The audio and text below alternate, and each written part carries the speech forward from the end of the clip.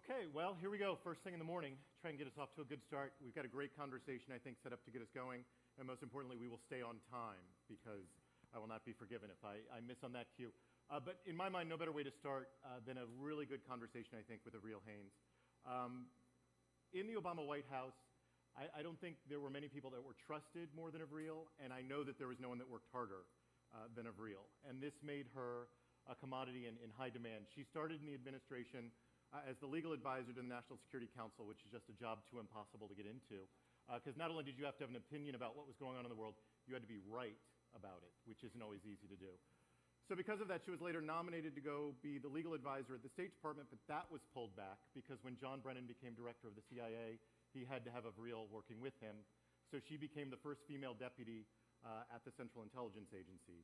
And a couple years after that, Brennan lost a battle when President Obama had to have Avril back at the White House as Deputy National Security Advisor. So she didn't have a lot of sleep until January of this year. She's recovered a bit and is now settling at Columbia University this fall. So I am happy that Avril is here because I know a few people that are more thoughtful about what is going on in the world of national security and has a lot of thoughts about the way that the internet and cybersecurity and all of that plays into that. So thank you, Avril, for being here today. Very happy to be here. Okay. So I wanted to start with something that I don't think has gotten a lot of attention. I know before you all left the White House, you had sort of stood behind the proposal of taking cybercom, which is the part of the military that works on cyber operations, affirmative cyber operations, and taking that out of the NSA and elevating that. And that's a decision that the Trump administration confirmed this August. And it's something that not a lot of people talked about much, even though I think it's something that marks a real change in the way that we think about the way that military operates and the way that cyber will play a role in those sorts of operations. So I wanted to get your sense of what you take as the change that this recognizes, the ways in which some of the rules may still apply, some ways in which the rules will be completely torn up and rewritten when it comes to these sorts of activities. Sure. So let me take a step back because I think one of the purposes of this type of summit is that there's an opportunity for people from different parts of the community, in a sense, to hear from each other and hear how the conversation may be different in different areas of the community. And from the national security perspective, the way I thought about cyber and the rules governing cyber, in a sense, was very much in the context of what I would term asymmetric threats around the world, right? So, and let me focus in on an aspect of it that I think is particularly important that the U.S. government was struggling with, certainly during the Obama administration, will continue to struggle with, I think, in the Trump administration going forward, which are state actor asymmetric threats. And when people talk about asymmetric threats, they frequently talk about non-state actor asymmetric threats, but I'm thinking about state actor asymmetric threats. And what I mean by that is as follows. Where an adversary, a state actor, let's say, looks for places where we have, as in the U.S. government has, very high value assets, right, that they can hold at risk at low cost to them, right, and in a way that is not necessarily conventionally escalatory. So to your rules point, one of the things about cyber is, first of all, the United States, both the U.S. government, and by the U.S. government, I mean the national government, but also state and local authorities and so on, is more technologically advanced and relies on cyber more and more so than many other countries around the world, right? The private sector does so similarly. We are, as a consequence, in many respects, more vulnerable to cyber threats than many other countries around the world. And it's one of these spaces where, at a relatively low cost from another state actor's perspective, they can look to hold at risk things that are important to us. And the key point about not conventionally escalatory is as follows. In the conventional world, we have a long history of rules that tell us when another country has used force, when what they do constitutes an armed attack, and therefore when we have a legal basis to respond to it in a kinetic way or in other ways, right? In other words, where a country's done something that's unacceptable but doesn't constitute a use of force, but is nevertheless a violation of international law, there may be other consequences. In the cyber realm, we've been moving into this space, trying to figure out, what's unacceptable, what's not, what constitutes the use of force, but we are not nearly there yet, and it's very difficult. And it's not that, as a lawyer, for those of you that are lawyers in the audience, I suspect you will appreciate this. There are times when your client wants an answer, but in fact, giving a defined answer is not necessarily the right thing at that moment, right? There may be ambiguities, there may be things that you're trying to think through, there may be untold implications, and you realize they are untold implications, but you need to do more work to figure out what those are. And as the U.S. government has struggled with this, they've been thinking a lot about the fact that, right, if you have another country, if you say that that's a use of force and that constitutes an armed attack, that's also something that can be used against us, right? So we have to make sure that whatever it is that they're doing that we're saying, is a violation, is something we're willing to live with as being a violation. So this is an area where I think it is incredibly important for us to continue to work. I think it is a framework that needs to be developed. I think U.S. leadership is critical to it, and that's partially because I think, frankly, we have the most to lose in many respects around the world from having a framework that doesn't work, but also because, frankly, we generally, as a society, tend in these situations to develop frameworks with different parts of the population involved in crafting that framework. And the private sector is utterly critical to crafting a framework that's going to work, right? The private sector owns a lot of the infrastructure that cyber is on, right? Maintains it, deals with it on a regular basis, and has a tremendous amount to lose if the rules that we set up are not the right rules. So this is an area where I've seen on asymmetric threats across the board, it's been critical for the U.S. government to exercise leadership in developing those kinds of frameworks. And it's not just for our reaction that we want to do that for. It's because we want to have widely accepted norms and rules that we can then go to other countries and say, look, X country is doing this, and that's a problem, and you should join us in an appropriate response to that action, right? Because then we are just much stronger. We can deter the action before it occurs. We can have a better response when it does. So it's an area where I see a lot of issues. To your initial part of the question on cybercom, this is, not to spend too much time on this, but I think in many respects it's an organizational issue.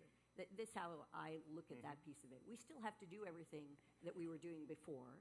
We just have to do it better, in a sense. And part of what is important about the split is that you really do want to think through where your organizations and workforces are using. And what happened was essentially with cybercom in NSA spent so much time and effort training folks in cybercom. This is just one aspect of the problem, but it gives you a sense of it.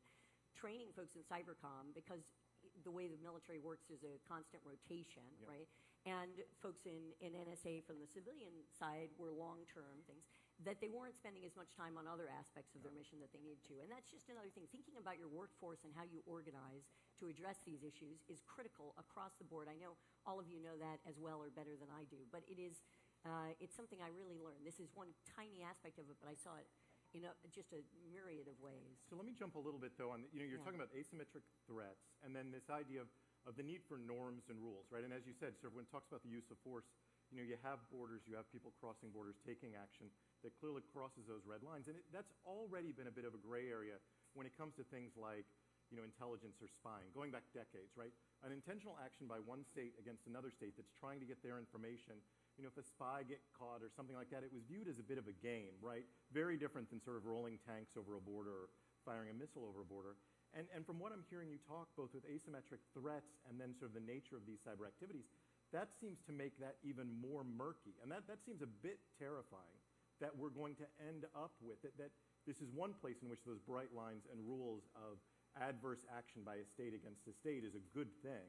And when you can sort of, mess around the edges in these virtual sort of attacks, that seems to be quite concerning. So do you share my pessimism on that, or do you think that there is an opportunity as the battlefield sort of moves online that there really can be accepted norms that will restrain people from crossing bright lines? I think it's not without challenge, but I think there is a way to work this, and maybe that's just my eternal optimism. And I would say part of what your question raises is something that I've had concerns about. It's very easy to think about cyber as a battlefield, and I have to say from a national security perspective, I don't do that. I think of it as part of conflict, right? It's very rare, if ever, that I can consider, where a state actor or basically takes on a cyber attack or initiative in a vacuum. It's not just in the cyber battlefield, right? It's, in other words, it's across the board. It's in concordance with other things that they're engaging in, whether diplomatically, militarily, or otherwise.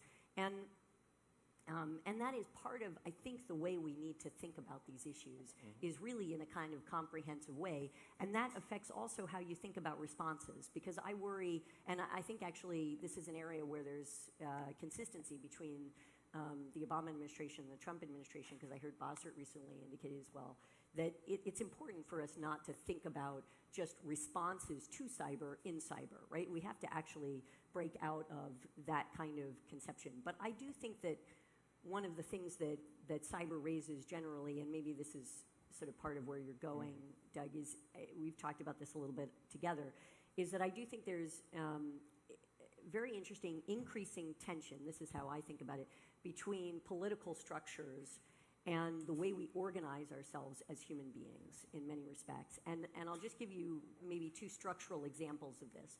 One is, you think of our political structures are based on geography, right? You sort of have your mayor and your governor and your president, and so on. And yet more and more, all of us, personally, professionally, are part of virtual communities with people who are not in our geographic area, right? And that actually creates a certain amount of tension between the way we're being governed and the way we're organizing ourselves. Another way to think about this structurally is with the urban population explosions, right? We see how rural communities with less of a population sometimes have more of a voice politically than they used to when the structures were initially identified, right? So we see that kind of increasing tension.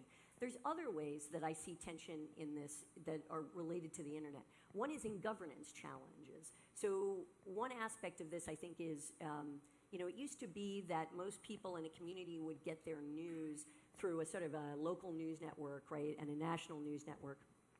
And if you were a politician, you at least knew what the news was that most of your constituents was getting, right?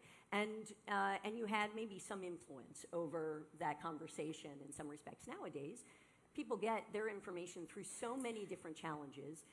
Politicians really have influence, let alone access, to many of the channels through which people are getting information, right? There's that kind of issue. And there's a whole question of how it is that you actually have a kind of a public societal conversation on issues within communities if you're not all paying attention to the same fora and contributing to them, and you're actually breaking into some of these areas. So it's a really interesting area, and it's something I'm hoping to learn more about today. Yeah, and I want to follow up on that a bit, right? Because when you think about sort of the evolution of law and legal standards, which I think is hitting a challenge here, right?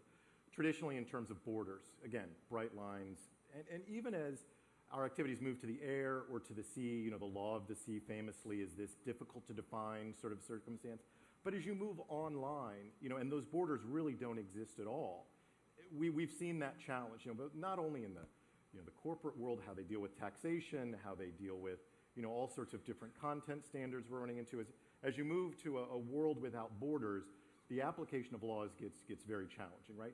But what I hear you saying is that it maybe even goes a bit beyond that, in that the way we're organizing ourselves now doesn't really have a geographic location. I mean, there is this urban, rural divide, but in addition to that, the people that we associate with and the people we get to know or resonate with has no bearing on whether or not they're down the street or around the world. And how do you see, we talked a little bit about the military. This is now, I think, more of a bit of a diplomatic and rule of law question. What do you see the challenges being in trying to reconcile that? So as we talk about where the internet is going, how do you make sense of bringing that back into our traditional ways of enforcing laws and having relationships across nation states? Yeah, I feel like this could be like a 3-day conversation instead of a 30-minute conversation. But you're absolutely right. I see maybe two sets of issues, and and let me use the law of the sea example that you raised, which I think is a really good one. The law of the sea is an area of international law that is so developed. It's been developed over really an extraordinary amount of time. It's an area that I find utterly fascinating. But you're right, it's a very good example of how we dealt with a situation where there were a variety of nebulous issues, right, where our interest, and it's very much, in my view, similar to the asymmetric threat that we're facing in cyber, frankly. We have an enormous interest, the U.S. government, in freedom of navigation around the world. Those are areas that are nowhere near our territory, right? We have no ability, in a sense, to create rules in that jurisdiction, and yet they're critical, and we don't want to have to use force every time somebody doesn't allow our ships to transit through an international strait. And so we developed this extraordinary framework, and it is so precise as to be able to tell you that if a rock does not appear above the water at high tide elevation, but does appear below above the water at low tide elevation, it has this kind of privilege around it with respect to the territorial sea and so on. In fact, it doesn't have a territorial sea. If it applies, above the water at high tide, then it does have a territorial sea. You as a state then have a right to certain resources within a certain area around that rock.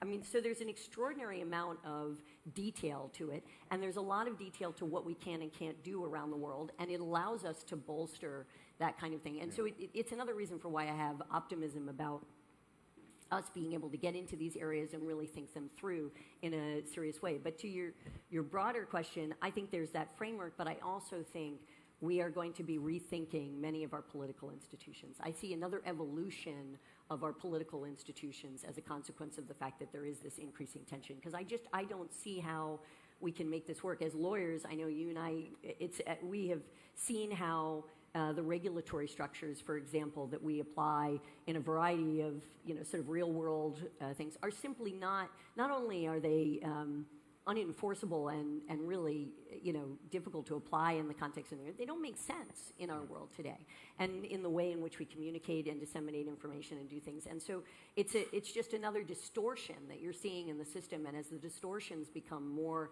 significant, I think the harder it is to maintain.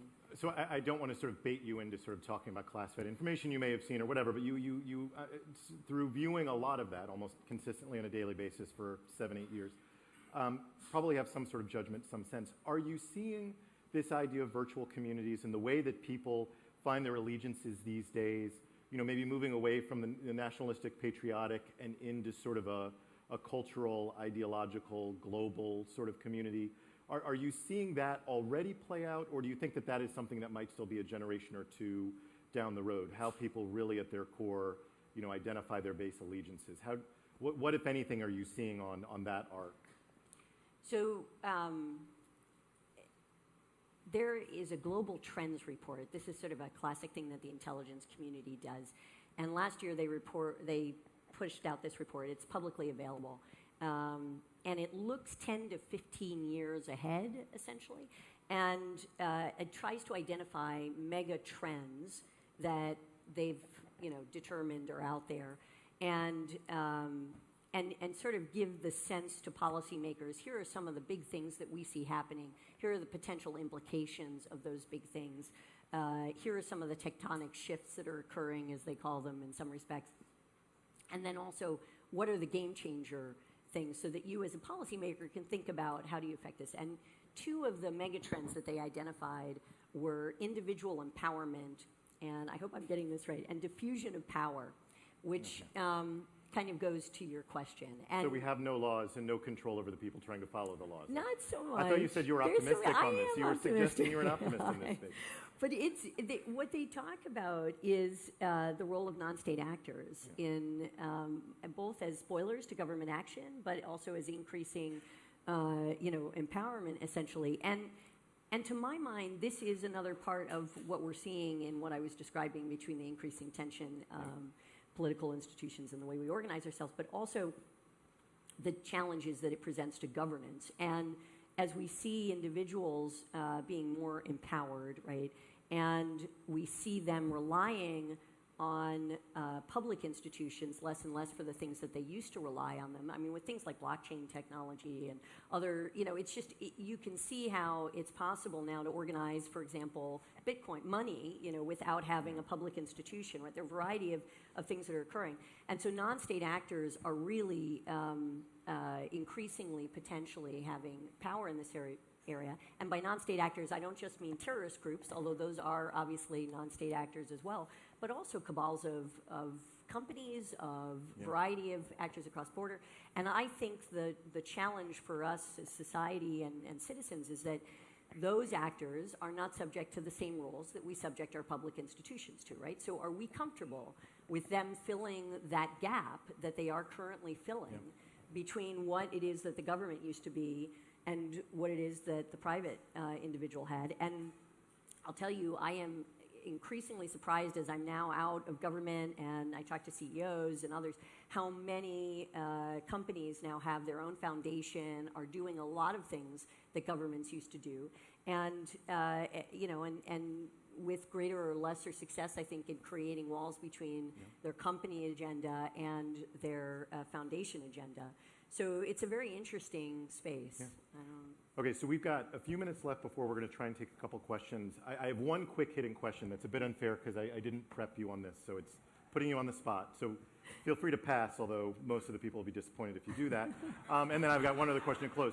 So, I mean, no going back, I'm interested in your discussion of asymmetric threats, right? And I wonder if you have a prediction, or at least could sort of speculate, when we might, as I understand it, sort of cross a line, right? So if you imagine the last 4 years, there are reports, without asking you to confirm any of this, that the United States government might have listened in on phone conversations of Angela Merkel, a leader of a foreign country, things like that.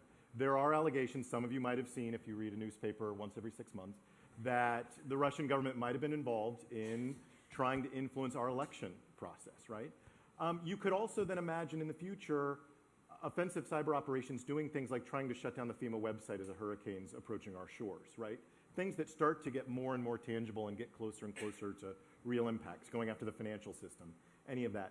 What do you think could be the first cyber attack that is just like, okay, now we're sending in the tanks. This is a step too far. Like, I think it's a big jump and people don't want to think about doing that, but at some point that has to happen, right? You can't just keep being, poking people with a stick in the virtual world and not have it lead to, kinetic sort of military action, right? Like, do you see a day when that happens? And what do you think is sort of the prod there that gets it to that point? Yeah, but sure, there could be just a cyber attack on its own. It seems to me that could invoke a military reaction. And, we've already, in many respects, in trying to define what's a use of force in an armed attack, we've already taken positions about, so if you do through cyber what you could have done essentially by dropping a bomb, it is an armed attack, right? And there are certainly ways that you can imagine the corollary of that occurring. But my guess is it's much more likely to be in a scenario where the cyber is right next to the military. So, I mean, George is a perfect example, and a relatively early one and an obvious one, right, about basically Russia not just using their military, but also using cyber as a way to attack another country. And certainly in Ukraine, you see aspects of this as well. Yeah. And I think, each of these situations evolves as they do, and I think that's the scenario that you're most likely to see a response on.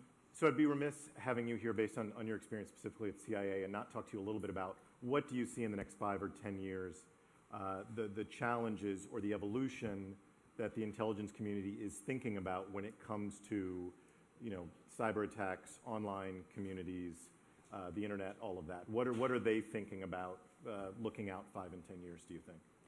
Yeah, I have to say it's very interesting because I think a lot of the conversation around cyber in the intelligence community is, while the intelligence community is able to collect so much more information than they used to, that kind of thing.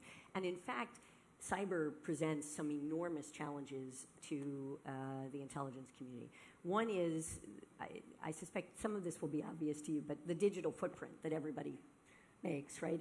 And how difficult it is to actually keep things secret in today's world, which really means for a lot of intelligence communities, and I watched this while I was at the agency, what you see is a lot of services going through a kind of crisis of how do we keep things secret? Can we actually do this job anymore? And what does that mean? How do you think about that? And that's really separate, in my mind, from the transparency conversation that needs to be had, just to put a bookmark on that, because I do think that one value of the years that we've gone through the Obama administration, but previously, frankly, and certainly in today's world, Trump's administration will be facing this issue. I think there is great value in being as transparent about what work the intelligence community does in broad brushstrokes. In other words, what's the framework within which they are operating, so people understand that and can have a conversation about it as much as possible. But the details of what an intelligence community does, needless to say, have to be secret if they're going to be effective. So that's one aspect of it. Another is, frankly, Mike Dempsey, who is the Deputy Director of National Intelligence and the acting director for a while, just wrote an article in Wired that talks about this that I think is worth reading, that talks about how challenging it is in today's world for the United States to maintain an information edge, right? Given how much information is publicly available and how much information there is that's out there, the reality is it's very hard for the U.S. government's intelligence community to really bring something useful and new to the table, in a sense. And that's not true across the board. There are still some countries where it's very hard to get information, like North Korea or other places. But it is true that for the analysts, I remember a former director of the CIA coming to talk. We did a sort of an armchair, interview for the workforce. And one of the things he said was, I thought the day I left, I would absolutely, sort of miss the PDB, the access to the PDB, the President's Daily Brief, every morning, right? This information, this treasure trove of information that you'd get every morning. And he said, and then I started reading the New York Times, and and it's not. There's a lot of very good analysis that's out in the public source, and it's hard for analysts to say, what's the edge they're providing in those situations. There's a lot of challenges that you may not recognize in this context. Well, good. Well, thank you. We have time for a couple of questions. So I think we have folks in the back with microphones who want to raise your hand, and I think I see a hand over here. So why don't we start with you? Yeah, go ahead. Yes. So some years ago we had Y2K, which was a great scare that all the computers would fall apart because of the year 2000. And although it may or may not have happened, it seems to have been a success in terms of infrastructure investment in computers. What will it take to do a Y2K style investment in security infrastructure because of all these old creaky computers out there that are security sieves? Yeah, it's an excellent question. I mean, we spent a lot of time on working with Congress, trying to get money appropriated for and in support of the institutions. I think it's, to your question, I think it's not just about investing in upgrading, but also in really thinking through in a comprehensive way how it is that you actually upgrade everybody and you start to develop standards and security practices that go across the U.S. government. And that is an extraordinarily difficult challenge. We develop some mechanisms that we hope will continue to live on and we'll start to actually see the benefits of over time. The Obama administration was not alone in trying to break down stovepipes in certain areas, and this is one of them. And it's not something that's going to happen in the life of any one administration, which is also one of the problems. It's something that has to happen over years, and there really has to be just a consistent, continued investment. But I hope that it's happening. I don't know whether or not it will or not. Okay, we've got time for one more question, I think, to get to, so let's.